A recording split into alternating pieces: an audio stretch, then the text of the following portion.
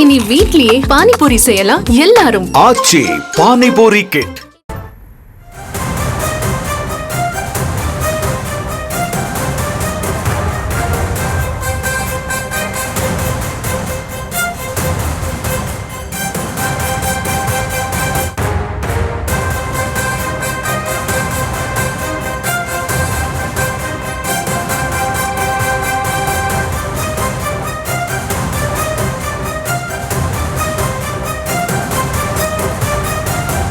அண்மை செய்திகளை பார்த்து வருகிறோம்.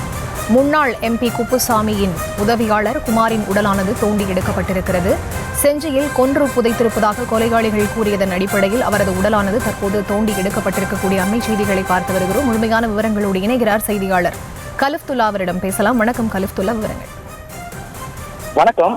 சென்னை ஐநாவரம் வசந்தம் கார்டன் தெருவைச் சேர்ந்தவர் குமார். இவர் முன்னாள் எம்பி குப்புசாமி உதவியாளராக பணியாற்றியிருந்தார். இந்த நிலையில் இவர் கடந்த 16ஆம் தேதி தாம்பரத்தில் உள்ள தனது மகள் வீட்டிற்கு வந்தார். மறுநாள் 17ஆம் தேதி வரையில் வீடு அவர் திரும்பவில்லை. இது குறித்து குமாரின் மருமகன் மோகன் தாம்பரம் காவல் நிலையத்தில் புகார் அளித்துள்ளார். இது குறித்து வழக்கு பதிவு செய்து விசாரணை செய்து வந்த நிலையில் குமார் செல்போன் சுவிட்ச் ஆஃப் செய்யப்பட்டிருந்தாலும் சுவிட்ச் ஆஃப் செய்யப்பட்டிருந்த இடத்தை கண்டுபிடித்து அப்பகுதியில் உள்ள சிசிடிவி கேமராவை போலீசார் சோதனை செய்ததில் காரில் 3 பேர் இவரை ஏற்றிச் சென்றதும் தெரிய வந்தது.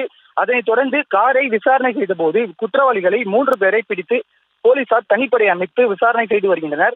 இந்த நிலையில் விசாரணையில் செஞ்சி அடுத்த தொண்டூர் கிராமத்தைச் சேர்ந்த ரவி என்பவருக்கும் அவருக்கும் கடும் வாக்குவாதம் ஏற்பட்ட நிலையில் விசாரணையில் எம்பி குப்புசாமி உதவியாளர் குமாருக்கும் ரவிக்கும் ரியல் எஸ்டேட் சம்பந்தமாக நிலப்பிரச்சனை ஏற்பட்டுள்ளது.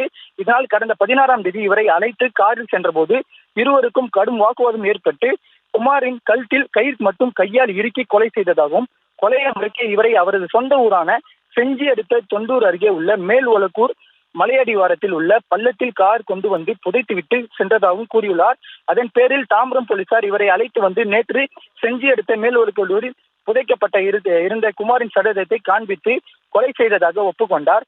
மேலும் தற்போது இவரது சடலத்தை தோண்டி எடுக்கும் பணியில் செஞ்சி காவல்துறையினர் மற்றும் தாம்பரம் காவல்துறையினர் மற்றும் செஞ்சி தாசில்தார் ஏழுமலை மற்றும் முண்டியம்பாக்கம் மருத்துவ குழுவினர் டாக்டர் மதுரத்னா மற்றும் அருண்குமார் தலைமையிலான 4 பேர் கொண்ட குழுவினர் சடலத்தை எடுக்கும் பணியில் தற்போது ஈடுபட்டு வருகின்றனர்.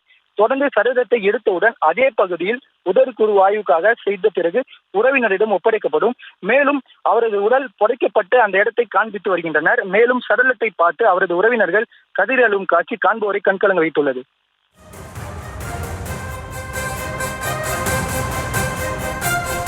விவரங்களுக்கு நன்றி கலிஃப்துல்லா. இனி வீட்லயே பானிபூரி செய்யலாம் எல்லாரும். ஆச்சி பானிபூரி கிட்.